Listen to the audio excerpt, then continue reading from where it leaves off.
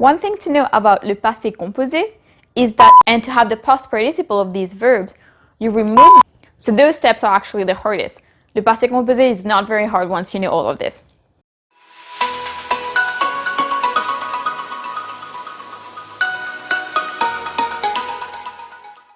Bonjour, bonjour, I'm Kashi and this is Let Us Learn French.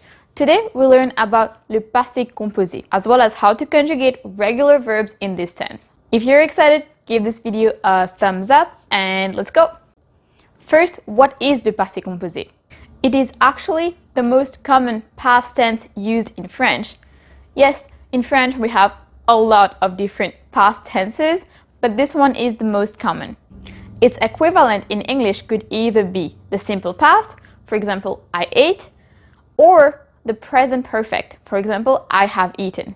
One thing to know about le passé composé is that it is a compound tense, or in French, un temps composé, which basically means that it is made up of an auxiliary verb, or auxiliaire, and a past participle, or participe passé. If those words sound confusing, if you don't know what an auxiliary verb, past participle, or a compound tense is, make sure to watch this video first. It's all about compound tenses and auxiliary verbs. It's important that you watch that video first before this one, because the information and material covered in that one would help you understand le passé composé a lot better and conjugate it a lot easier. As I said, a compound tense is made up of an auxiliary verb and a past participle, but le passé composé specifically is made up of an auxiliary verb conjugated in the present tense as well as the past participle. Now, there are two auxiliary verbs in French, avoir, to have, and être, to be. And I said that you need to be able to understand them and know how to conjugate them in the present tense to be able to conjugate verbs in le passé composé. So if you don't know how to conjugate the verbs avoir and être in the present tense, make sure to check out this video first. I know there's quite a lot of material that you have to know before being able to conjugate a verb in le passé composé, but knowing all of this will just make this step so simple. So those steps are actually the hardest. Le passé composé is not very hard once you know all of this. Now, here's the verb manger, to eat, conjugated in le passé composé. As you can see, manger uses l'auxiliaire avoir. So we say, j'ai mangé, tu as mangé, il, elle, on a mangé, nous avons mangé, vous avez mangé, ils, elles ont mangé. So we have l'auxiliaire avoir and the participe passé. Now let's look at an example of a verb using l'auxiliaire être conjugated in the passé composé. Let's use sortir, to go out. Je suis sorti. Tu es sorti. Il, elle, on est sorti. Nous sommes sortis. Vous êtes sortis. Ils, elles sont sortis. Those are just examples to show you that le passé composé can have two auxiliary verbs, être and avoir.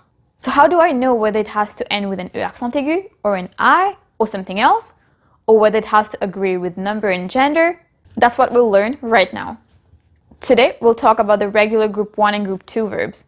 The regular group 1 verbs are verbs ending in ER, ER. And to have the past participle of these verbs, you remove the ER and you add E accent aigu.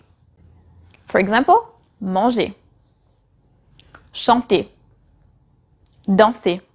For group 2 verbs or regular verbs ending in IR, we remove the IR and add an I to make the past participle. For example, sortir becomes sorti, finir becomes fini, partir becomes parti. Knowing these regular verbs with those two different past participles will already enable you to conjugate so many verbs, in the passé composé, of course. Now let's talk about when to change the past participle to make it agree with the number or gender, and when to leave it like it is. Basically, if you have l'auxiliaire être, you make it agree with the number and gender. For example, sortir uses l'auxiliaire être, alors on accorde. We make it agree with the gender and number. It's a little trickier with verbs using l'auxiliaire avoir, because sometimes we do and sometimes we don't change it. So for verbs using l'auxiliaire avoir, we only change it and make it agree to gender/number when le COD is placed before the verb. Again, if you don't know this term, COD, make sure to watch this video up here where I go into detail about what a COD or complément d'objet direct and COI complément d'objet indirect are. But if the COD is placed before the verb, then we make it agree with gender and number. If the COD is placed after the verb, or if there's no COD, then we do not change the past participle. For example, j'ai mangé. There is no COD. We do not change the past participle. J'ai mangé une pomme. The COD is une pomme and it is found after the verb manger. We do not change it. But if we say je l'ai mangé, I ate it, the COD is l'apostrophe and it is found before the verb. This time we change the past participle, manger, and we make it agree with gender or number. In this case, we were referring to la pomme, the apple, and une pomme is feminine and singular, so we add an I. We could also say j'ai mangé des pommes, je les ai mangées. J'ai mangé des pommes. In this case, it doesn't change, but je les ai mangées. COD is les. In this case, the past participle agrees with gender and number, and we add an ES. So now you might be thinking, if we use the verbs être and avoir in the present tense to conjugate verbs in le passé composé, how do we conjugate the verbs être and avoir in le passé composé? This is exactly what next week's video is about. We'll also add the verb aller in that one to make it extra fun. So make sure you click subscribe and hit the bell notification so you get notified when this video comes out. But while you're waiting for this video to come out, check out these two videos right here. If you got value out of this video, please give it a thumbs up and comment down below a sentence with a verb conjugated in le passé composé. Thank you so much for watching until the end. I'll see you next Sunday. Take care.